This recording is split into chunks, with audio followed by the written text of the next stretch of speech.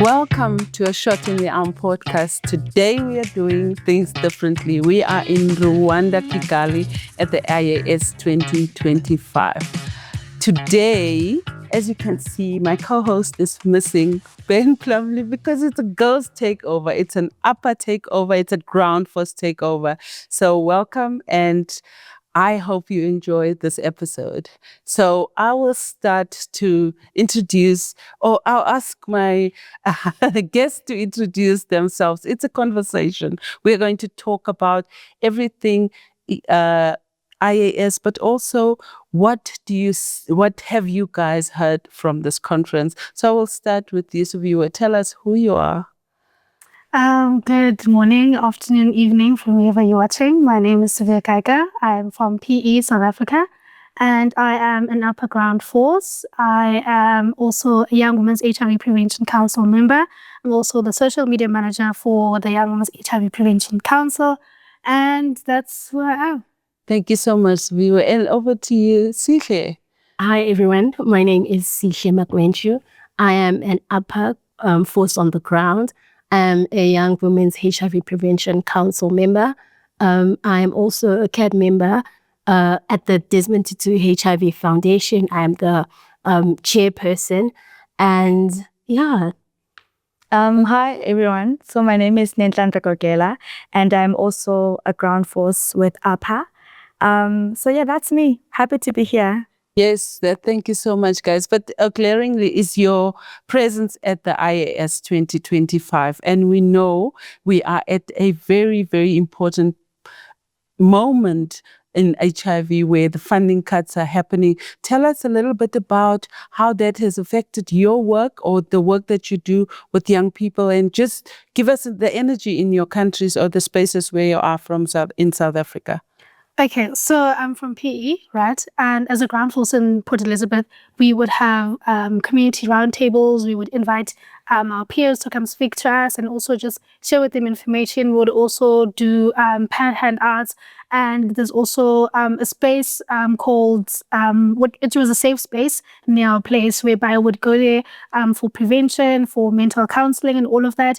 And recently when I tried to go there, I think 2 weeks ago, it was closed because of the funding cuts.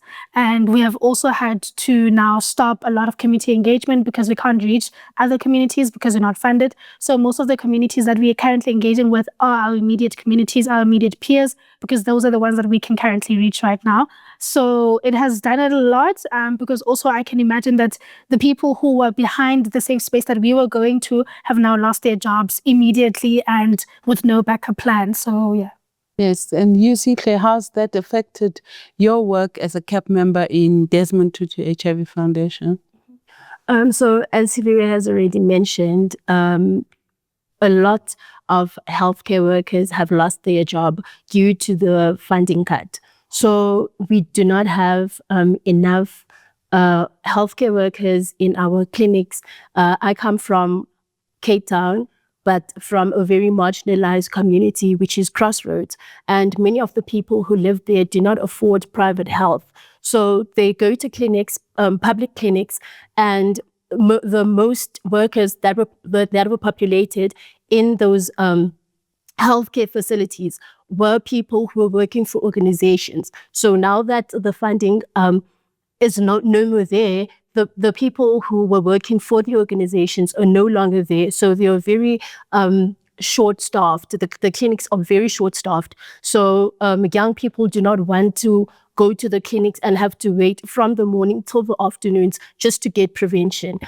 So it has really affected the lives of our young people. And it's a very sad thing. Yeah, Auntie. Thank you so much, Sihle. But Sinehlanhla, you are in a university setting, and I know you do a lot of peer education. You do a lot of work with engaging young people in universities, and I know the mobiles are there. How has that affected how that happens now? Unfortunately, we can't get to mobile clinics right now. I haven't seen any mobile clinics as of recently after the fundings have been cut. Not only that, because I work closely with an organization, M2 Journey, we've also been unable to actually go out to the community and engage the community because there are no funds. So all the work that we were doing has been placed on hold, unfortunately, due to not having funds. Because it's not only about HIV prevention, but it is also about sexual reproductive health, education. So clinics, for an example, in Philippi, I found out that one of the clinics have also been closed down. That means that the young women who are peer educators and the young women who are healthcare workers there have also been staying at home, meaning that they have been unemployed. So everything has just been on hold, unfortunately. And unfortunately, high HIV infection rates, they are increasing. So the more we are on hold, there's an increase. Yes, and the increase of number of young people getting HIV is something that we do not want to go back to. So at this conference, I know we came here ready, equipped with our messages as advocates. What do we want to see out of here? You've been to many sessions. You've been to sessions that really talk a lot about the future. What are some of the things that stood out for you as you went through the conference? For me, two things stood out for me. I attended a session yesterday where they were showing what has worked for them and what we could possibly use now that the walls are basically closing in with the rise of the anti-rights movement and also with the funding cuts. And they mentioned that peer navigation has helped, and they mentioned that peer workers have really done a great job in increasing numbers of young women and young people in general coming to take a PrEP. And I think that's a very important highlight as a young person, seeing that the work that we do is actually not only being recognized, but we are actually doing a difference.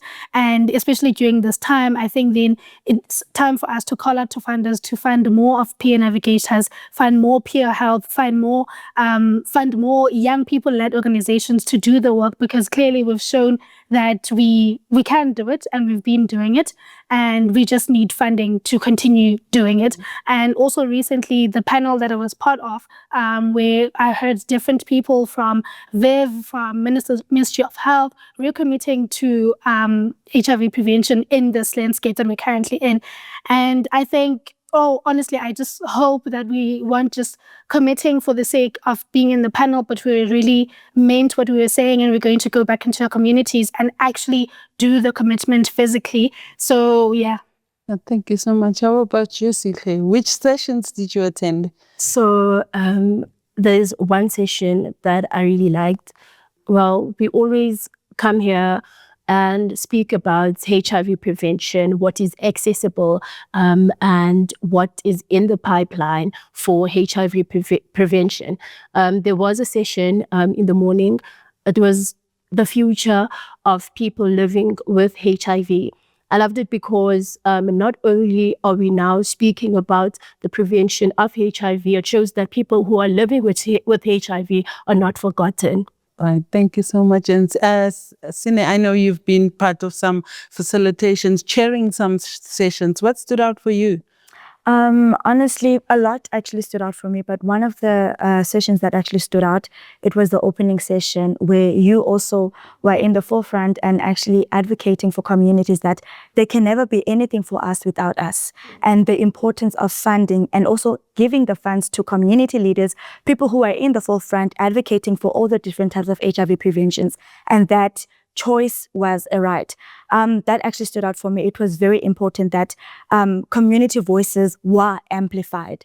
Another session that I actually enjoyed was the mental health session, HIV prevention and mental health. It stood out for me because we often are dealing with young people. It's not only HIV prevention that young people are also dealing with. We also need to speak to things such as mental health, sexual reproductive health as well, and in ways that we can integrate these services into one, So that actually stood out for me. Today's session where we were having the panel discussion it was an amazing session. Everyone was there, from communities to scientists to research. It's important that we are all in the room so that whenever someone else is knocked out of reality, there's someone else is going to be like, oh, by the way, this is how the communities are currently feeling. And we have to hold you accountable in order for you to do the right thing. And the most important thing is that communities are ready. We need the funds. Otherwise, HIV prevention is going to be taken by young people and other people as a whole. Thank you so much. You guys are so amazing, and you've just been so visible throughout the conference. I think one of the things that really stood out for me is really the talk about Lenacapavir. What do you guys think about this? It's the breakthrough of 2024, but what do you guys think about this? I'm excited, but not excited as well.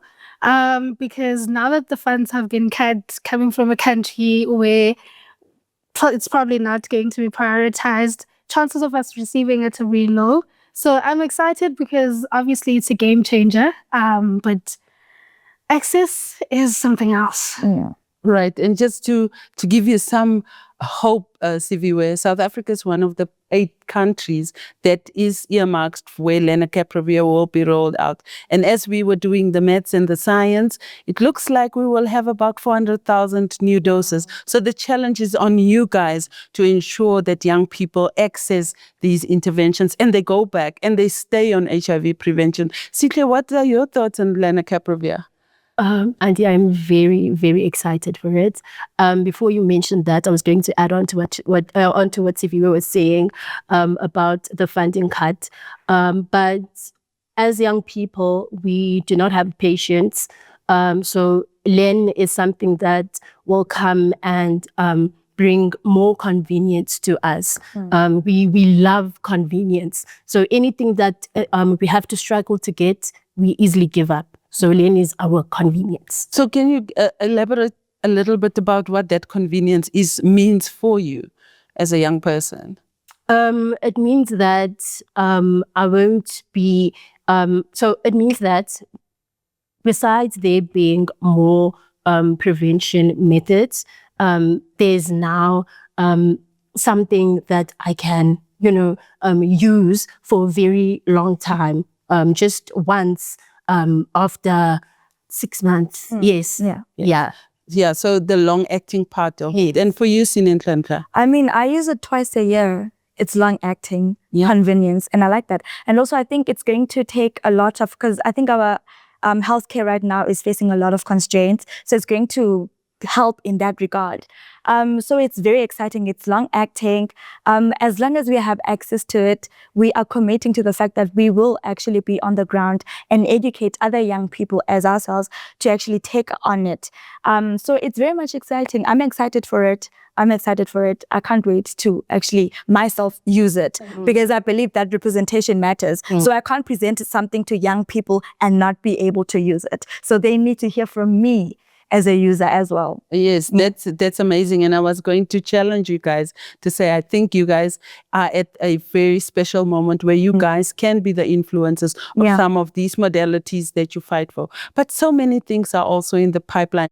Tell me, what are some of the other things? And this science conference, it scares me because the funding cuts are happening, but we are at such an important part of advocacy, of HIV prevention, research and science. What are some of the other things that you guys are hearing about that you're excited about? I know you guys launched something at the United stand. The DPP, definitely, the dual prevention pill.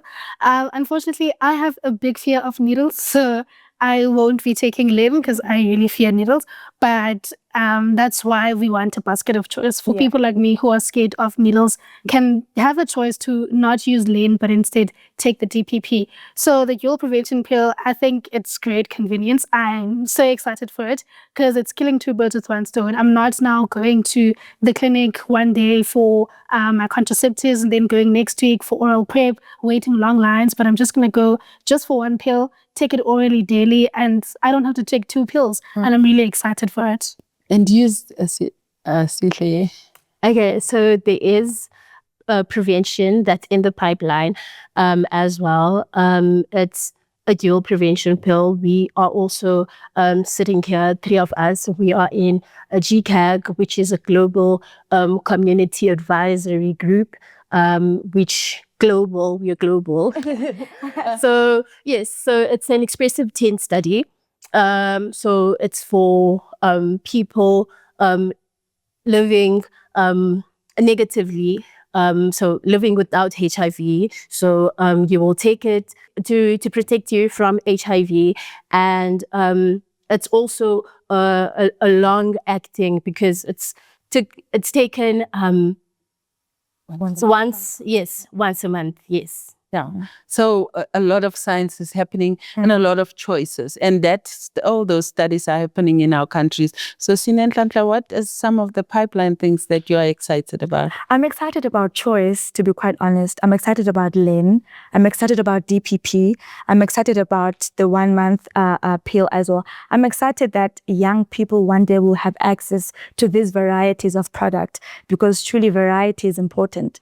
Not everyone likes mangoes, so there's bananas. Not everyone likes bananas, so there's apples. So every person's interest is actually fitting into the basket of choice. So I'm excited about choice, to be quite honest, because I am pro-choice. So whatever that you choose to take, you choose to do, that's something that you deem important for yourself and good for you, please do it. So I'm pro-choice. Yes. So I'm excited about choice. Yes, I think it's important when we talk about choice that we understand that with all of these funding cuts, we're going to have to make some decisions. Yeah. But also it's important for us to prioritize what the community wants. And what I can hear is we still have choice on the table. We still want choice. But you guys come from South Africa. You are a group of young people. Some of our other advocates could not join us. And you came here because not only were you chosen, but you were also part of the GCAG, but you come from APHA, and we are the forces on the ground. And just tell us about the work that you do daily as APHA ground forces, just in closing, so that we get to feel the power you have at home. Okay, we sing a lot and we dance a lot. But aside from that, so we have ground forces in all of the 9 provinces, and I am in the Eastern Cape. There's 2 in the Eastern Cape. So what we do digital work, so digital advocacy, and we're also forces on the ground. So with digital advocacy, we normally have young people speak sessions where we invite our peers, we share it on social media. We not only speak about HIV prevention and SRHR, but we also speak about issues that are happening in the country. We'll speak about alcohol abuse, gun violence, things that affect us as youth, and also mental health. And also we do the same thing that we do online, and we do it in our respective communities, in our respective provinces, and obviously in different scales and in different ways. So some of us incorporate it in, like, I do it mostly at church, some of us do it with schools, some of us do it with sports. So we are basically just disseminating the information in different ways, and also just trying to cater to our different provinces and to the different people that we're speaking to. Thank you. And Sihle, you recently joined us. Even during the funding cuts, did we ask you to come on board? Tell us, why were you so passionate about being part of this program? Okay, so the first time I heard, so it wasn't the first time I saw Auntie in person was in Joburg. Right. I looked at her.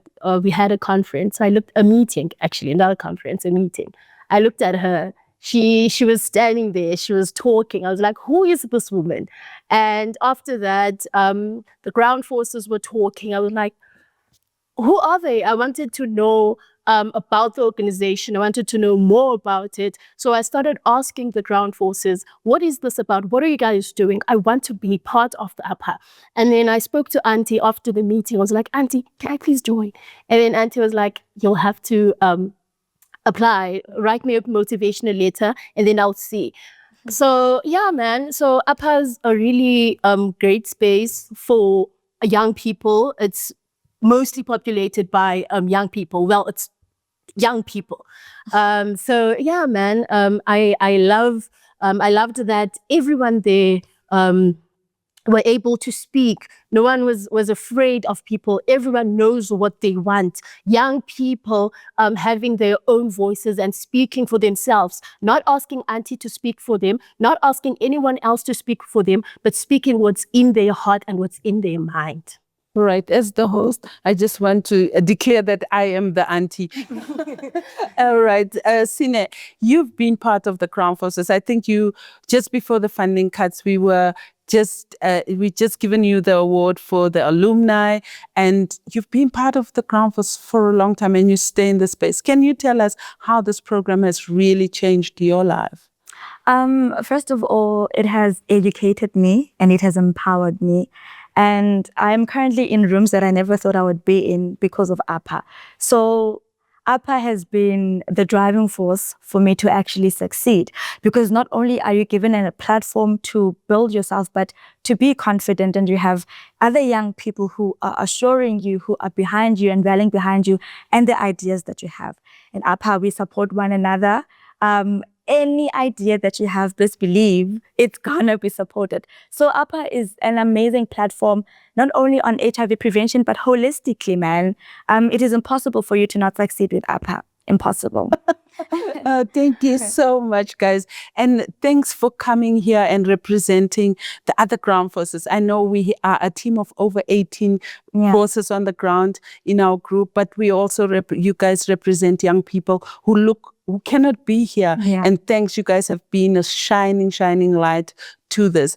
Unfortunately, we have come to the end of this. I would like to give you just one opportunity, a parting shot. Ben usually makes a joke around here, and I don't have that kind of sense of humor, but I'll try. Give us one parting shot. It can be funny. Yeah. A joke. A parting shot. Anything. You can say anything. Auntie, I'm so I don't have jokes. I'm boring. Honestly, I'm just going to say, wear your glasses, because it's about to be sunny and bright for HIV prevention, darling. Thank you so much, Sihle. You overtook me. But it's also, before we go, it's also a celebratory moment for us. Yes. Siviwe's birthday. And I hope when you see this video, when you watch this specifically episode of a Shot in the Arm podcast, you will celebrate with us a young person who's left her country and came during IAS to be fighting on spaces and making a difference. So happy birthday, Siviwe, and we hope you have a wonderful day. As we sign out from IAS Kigali, a Shot in the Arm podcast, follow us and do the clicking. I know you have to click and follow us, and also subscribe to our channel. Thank you so much, guys. Thank you so much for having us. Thank you.